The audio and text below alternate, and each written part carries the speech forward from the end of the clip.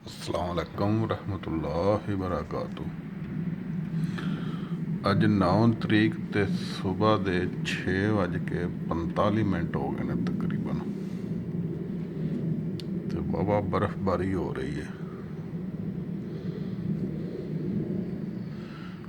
ਪਤਾ ਨਹੀਂ ਤੁਹਾਨੂੰ ਨਜ਼ਰ ਆ ਵੀ ਰਹੀ ਹੈ ਕਿ ਨਹੀਂ।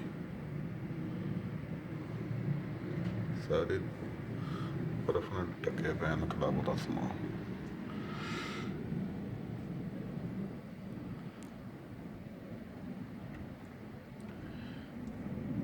ਪੈ ਤਾਂ ਰਹੀ ਹੈ ਪਰ ਵਿੱਚ ਕਿਉਂ ਨਹੀਂ ਨਜ਼ਰ ਆਉਂਦੀ ਹੈ? ਥੋੜ੍ਹੀ ਥੋੜ੍ਹੀ ਨਜ਼ਰ ਆਉਂਦੀ ਹੈ, ਥੋੜ੍ਹੀ ਨਜ਼ਰ ਆ ਰਹੀ, ਬਾਹਰ ਬਹੁਤੀ ਪੈ ਰਹੀ ਹੈ। ਕੈਮਰੇ ਦੀ ਅੱਖ ਪੂਰੀ ਕਮਾਲ ਦੀ ਨਹੀਂ ਹੈਗੀ, ਚਲੋ ਫਿਰ ਵੀ ਅਲਹਮਦੁਲਿਲਾ।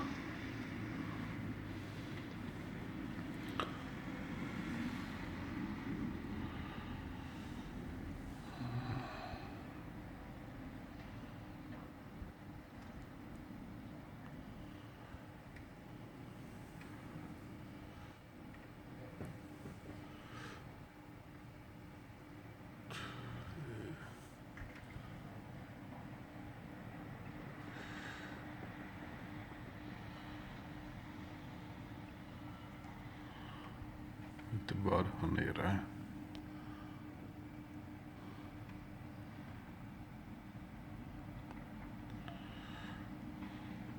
ओके, अल्लाह हाफिज़।